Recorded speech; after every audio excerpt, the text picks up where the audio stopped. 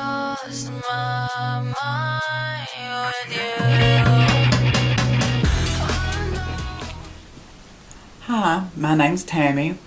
This is the first YouTube video I've ever made, but I decided to do this because I thought I had something to say that might ring true with other artists who have found that they're having a hard time using their materials or picking out source materials. And for me, it had a lot to do with watching YouTube videos, of course, listening to social media, and all the buzz and the hum that you hear is you can make a living by selling your art. And that's what most of the videos that you see on YouTube are geared to, is how to go about making money with your art, to set up shops, such as that. And I had been hearing that same buzz in my ear, and it really got in there because I was already a pencil artist, and I would consider myself a good pencil artist. But I also wanted to get into watercolor. So at the time, I was thinking, well, I could quit my job if I could get an art career going. And like I said, my pencil art was sell-worthy, in my opinion. So I got all my best artworks together, made pictures of them, looked into several different sites and social media such as that for ways to sell the art and sites to sell the art on. I even went so far as to take and open a website, my very own website, Tambo Artwork, and I spent a lot of time putting this website together, photographing the pictures, having everything ready, and then suddenly it dawned on me, if I put these up for sale, and by chance they do sell, I will no longer own those artworks.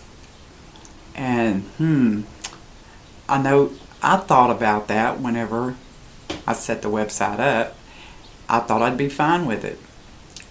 But whenever I actually got it all done, ready to go, I just couldn't bear the thought of turning loose of those artworks, because I have them framed. They're in my house. I love them. I loved them when I made them. And I thought, well, maybe it's just the idea of it's new to me. Let this sit here for a little while and get my head wrapped around it.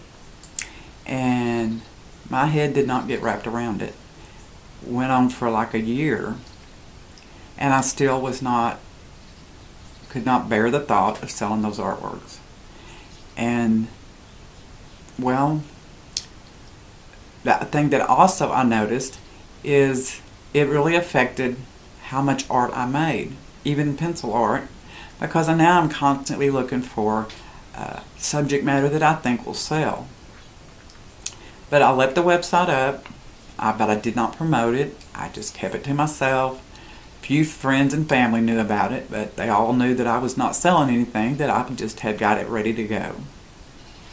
And I waited, I believe, another year. I think I had 3 years on that website contract. It was they were running a big sale when I took it out. So I let it sit there for a while longer, and I still did not want to sell those artworks. Well, you can't make a living at selling art if you're not going to sell what you got. So I decided the best thing for me to do with that website was to just take it down. The people at the website, I think it was HostGator, which one, I think it was HostGator. They were just, you sure you want to take this down? You sure you want to completely shut this out? I was certain. I had 2 years to percolate about this and think it over, and I'm certain about that. And but I still was kind of interested in selling my watercolor, which I'm a fairly new watercolor artist. And so I had been practicing on like the cheapest paper I could find, and I had bought some less expensive watercolors, and at the time they were those White Knights. They were very reasonable.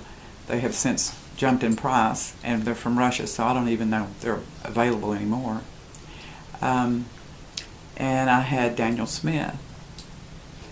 But now, since I'm just a fairly new watercolor artist, and I've still got that mindset of selling my art, just not my pencil art, I have a new conundrum. It's like, should I use my inexpensive paper? Should I use my inexpensive paints? Or should I use my cotton paper, my Daniel Smith paints? Because now I'm thinking, well, I've got to find ideas that will sell. So I've spent a lot of time not just painting whatever come to mind necessarily, looking for good source material.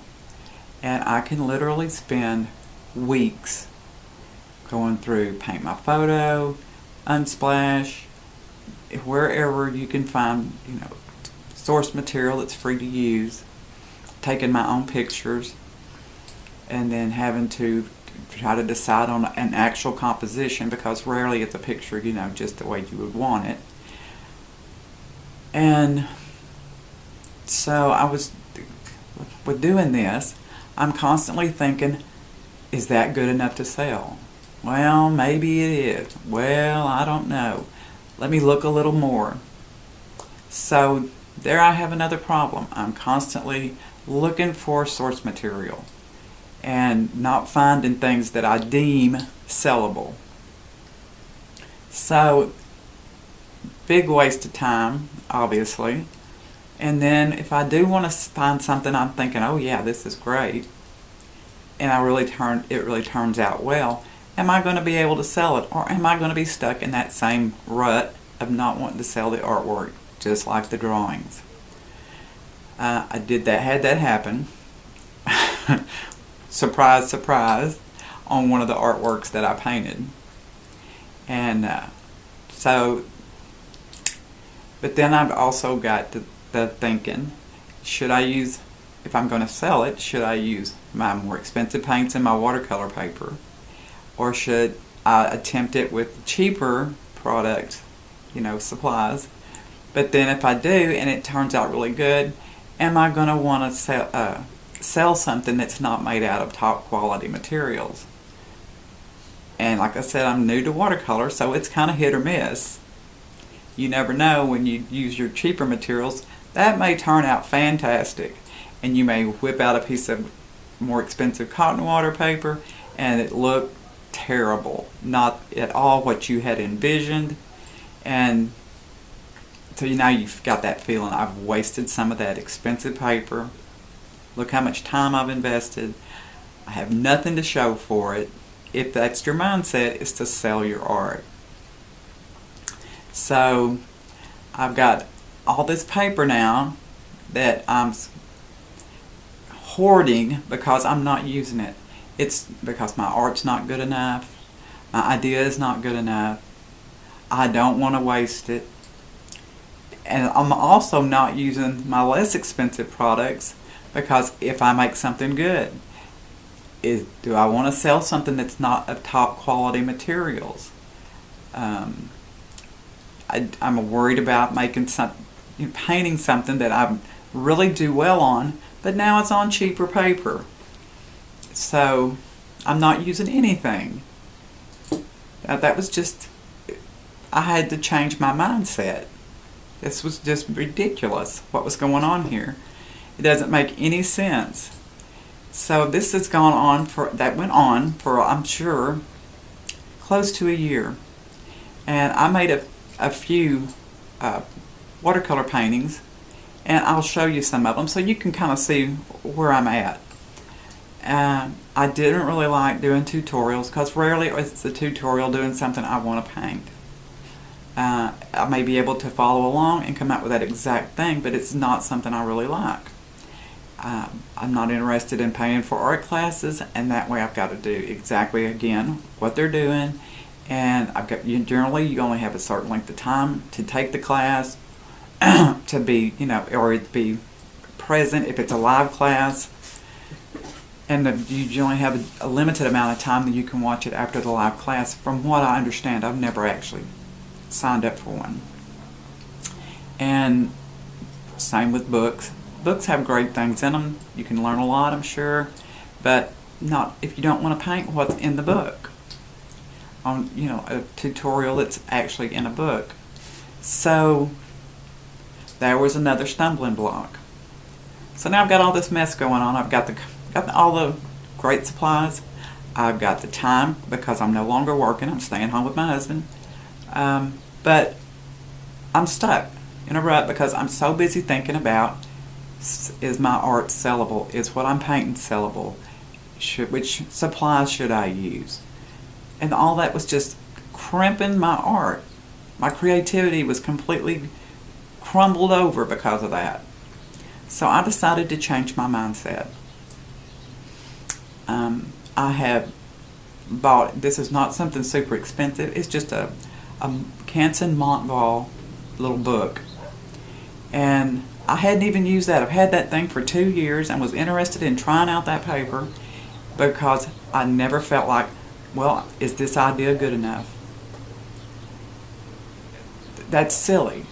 I might have paid $12 or $15 for that book, but I'm afraid to use it because I don't ever think my idea is going to be good enough. Is it going to be something sellable? That I had to completely toss that out. It's not for sale. Whatever I'm making, it's not for sale. Further down the line, if I get a bunch of paintings piled up here that I'm not interested in actually framing or keeping, I may open something like an Etsy shop. I'm not going to put a lot of time into that. I'm not going to worry about even so much as an Etsy shop. But what I did find that has really opened up my creativity and given me permission in my own mind to make art that is fun, doesn't take a long time, it is within my drawing skills, and if it wasn't, it's possible to copy it just for my own enjoyment and practice. And there's just a load of ideas. And what I'm talking about is, like I said, I like to draw fairies and imps anyway. So Brian Froud books, he was is a wonderful artist, a fairy artist, or magical realms. So I already had several of his fairy books that I bought. The first one before my son was born, 40 years ago, or he is 40, so the book probably is just about that old. And the reason I bought it was for that, because I love his artwork.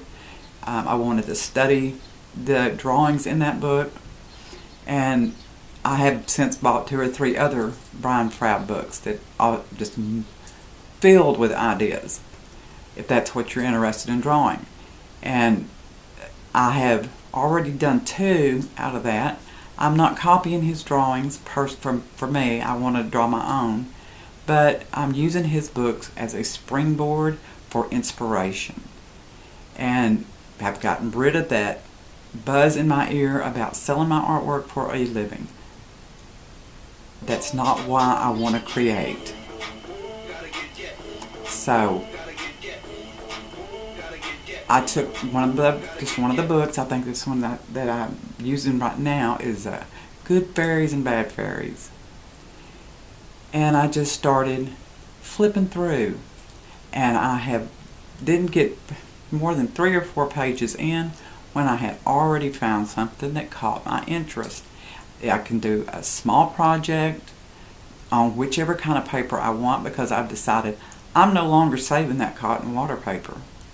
If I'm in the mood to use cotton water paper, that's exactly what I intend to do. Because my grandmother had a house full of beautiful things that were kept in china cabinets, in cedar chests, because they were all being saved. Her good china, her crystal. She's never used any of that. She had cabinets built into her home to put these precious objects in that she was saving for good. And she never used, I don't believe she ever used the china or the crystal, at least not in my lifetime, and I lived with her. And she lived to be 96 years old, I believe, and she never used any of those things because she was saving them. I'm not saving anything. I'm 60 and I'm going to get busy using what I have. If I run out, I'll figure something out. I'm not going to worry about that. The same with all the beautiful things in her cedar chest. Never used. Still look like they did the day they were put in there when they were brand new. And I'm not doing that. I have got that. I'm planning to get that cotton watercolor paper out. I'm using, if I'm in the mood to use it, I'm not worrying about how much that piece of watercolor paper costs. It's already bought and paid for. I'm not paying on it, so I'm going to get busy using it. Same thing with those watercolors. If I want to use those Daniel Smith watercolors, that's exactly what I intend to do. I'm not saving anything else, and I'm not worried about selling anything. That has opened up a whole new world to me. My creativity has come back, bounced right back like it always was, and I'm enjoying myself. Like I said, I opened up one of his books, and I've already done 2 small projects. They don't take very long. Maybe for me, because I like to take my time and enjoy it, maybe a couple of days. You could do it more quickly if you felt more, like you wanted to get something done right now. You can pick and choose and take the amount of time you want. But I like to percolate over 2 or 3 days and give myself time to enjoy the process. I picked the first one out. It was within a few pages. Let me see. I may have this. I can try to show you here. I'm not a video editor, so I want to try to put this together without having to do much changes to it. So let's try that. This was my first one. I found this within the first 6 pages of Brian Froud's book. It took me maybe 3 days, and I'm quite pleased with my results. And this is that Montval book that I was talking about that's laid around here for 2 years because I didn't want to use it. I was saving it for something. Not saving it for nothing. I'm using it and I'm enjoying it. And the next thing that I picked out was this one. It's not just like his, it's similar. Took me about 3 days. It was the face that I used for his book for the inspiration. The little guy on top, that was my own idea. I didn't use his whole picture. I just used it as a springboard to get some ideas. And I've been looking at those books, and I've already chosen something for my next little project. But like I said, why I'm making this video is to let you know that if you have found yourself in this same conundrum, that you feel like you're going to waste that expensive watercolor paper or your ideas, if you're trying, got the mindset to try to sell things, you can definitely squash your creativity. That's exactly what I had done. I had made this whole thing about money. Money for the paper, money to sell the artwork. Should I use this because I paid money for it? I took money out of the equation, got busy with my own creativity, and enjoying myself. Like I say, I found something small that I can get started on. That every day, if I want to paint, I can look in one of those Brian Froud books, and there's going to be plenty of inspiration to choose from.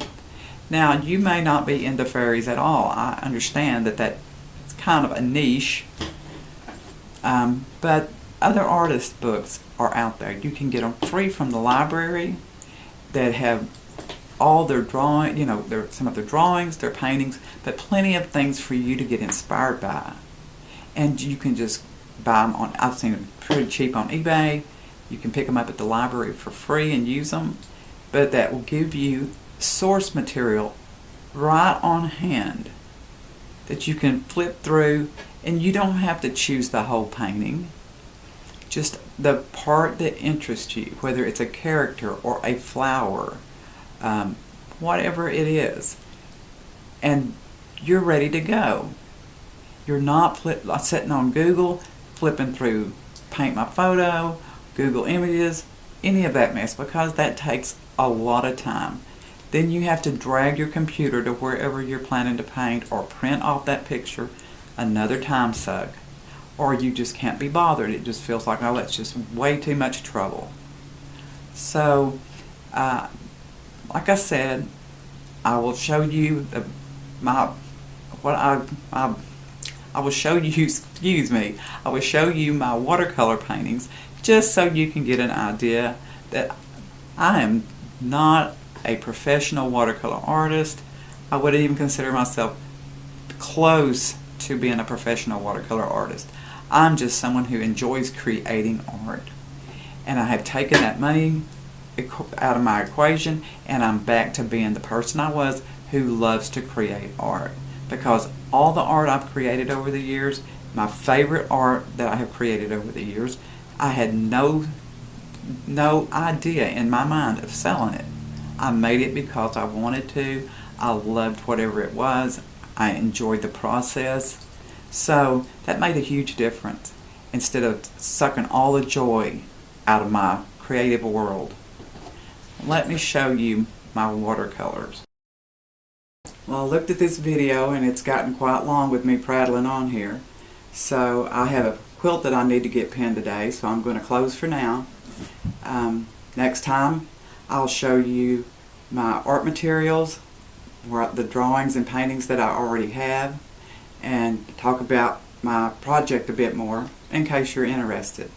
I'll leave you in peace and with the hope that you will be able to find the things that are no longer working for you and are crimping your creative style and make those changes to get back to where you want to be in your creative journey.